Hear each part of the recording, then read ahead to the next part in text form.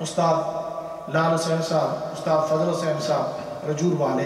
انہوں نے بھی شروع فرمایا، لیکن جتنا استاد محترم کا فیض ہوا اتنا کسی کا بھی نہیں ہوا۔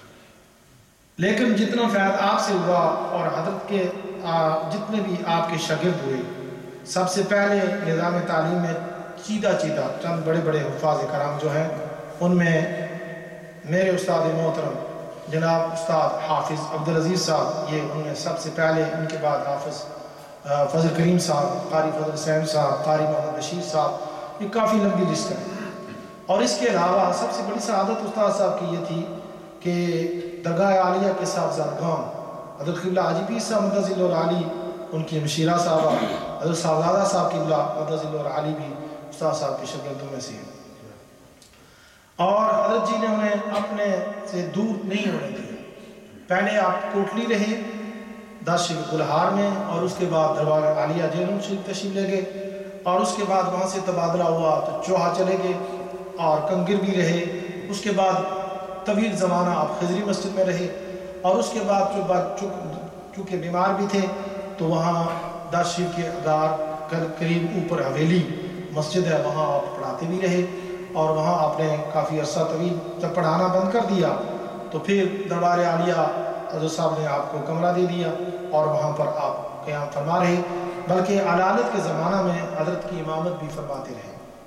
زیادہ حافظ فضل کریم صاحب امامت کراتے تھے، آپ عارضہ قلب میں مبتلا تھے اور گھر میں ہی مقیم تھے، بعد میں آخر میں گھر آ گئے تھے۔ تو وصال کے وقت استاد صاحب نے آخر، چونکہ ہم دوسرے دن آ گئے تھے، تو قاری صاحب نے مجھے بتایا کہ استاد صاحب کی جو فوتگی ہوئی ہے بڑا عجیب۔ فرمانے لگے استاد صاحب نے صبح کے وقت اپنے گھر والوں کو بلایا اور کہا کہ آپ نے میری بڑی خدمت کی ہے اور بڑا عرصہ میرے ساتھ گزارا ہے، تو میں چاہتا ہوں کہ آپ مجھے رائے اللہ معاف کر دیں، اور جو کوئی زمانہ گزرا، کوئی کمی بیشی ہوگی تو سب جو ہے اس کو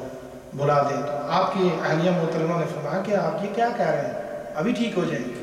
مجھے قاری صاحب نے بتایا کہ استاد صاحب کہہ رہے تھے کہ کیا کہہ رہے ہیں، میں تو جا رہا ہوں، صاحب کی بلا کھڑے ہیں اور مجھے لینے کے لیے آئے۔ تو آپ نے کلمہ شریف پڑھا اور آپ کا وصال ہو گیا۔ آمین۔ آپ کی قبر شریف جو ہے عظیم خانقاہ، جو اس علاقہ میں سب سے پہلے صاحب کی بلا نے اس کو متعارف کرایا، اصحاب رڈہ، اس مقام پر دربار عالیہ کی چڑھتی طرف وہ آپ کا جو ہے وہ مقبرہ قبر شریف وہاں تیار کی گئی ہے۔ حاجی مزمل صاحب نے مجھے بتایا تھا کہ استاد صاحب بتا رہے تھے کہ پہلے زمانہ میں قبلہ صاحب کے ساتھ چلا گیا، ابھی اس زمانہ میں کچھ لوگوں کو اتنا شعور بھی نہیں تھا، تو میں جب گیا تو صاحب نے مجھے فرمایا کہ آپ واپس جائیے، غالباً اوپر پنیالی کی طرف جا رہے ہوں گے، تو آپ نے فرمایا واپس جائیے اور آپ نے لوگوں کو عید پڑھانی ہے۔ میں نے کہا کہ عید میں کیسے پڑھاؤں گا، مجھے تو پتہ ہی نہیں ہے عید کیسے پڑھاتے ہیں، کیا کرنا ہے۔ تو صاحب نے مجھے ایک کتاب دی، مجھے تعلیم فرمایا یہ جو خطبے اس طریقہ سے آیات پڑھ لیں، اور آپ فرماتے ہیں کہ سب سے پہلی جو عید اس علاقہ میں ہوئی وہ میں نے پڑھائی تھی اس زمانہ،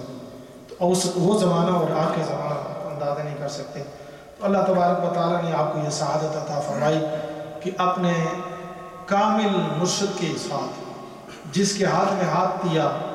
اسی کے ساتھ آپ کا خاتمہ ہوا، اس کی محبت و عقیدت میں آپ نے آخری وقت گزارا، اور جب ہم حاضر ہوئے تو دن کے تقریباً 5:30 کا ٹائم تھا، تو اسی دن آپ کو غسل دیا اور آپ تشریف لائے، کافی گفتگو کی۔ تو حضرت کے متعلق کچھ آپ نے گفتگو فرمائی، لیکن طبیعت اتنی عریق تھی کہ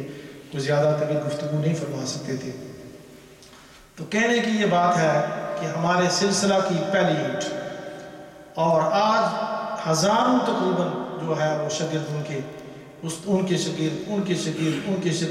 شاگرد کتنے شاگرد جو ہے ان کے اس وقت ہیں۔ اس زمانوں کو دیکھا جائے تو کوئی دعا مانگنے والا بھی نہیں ملتا۔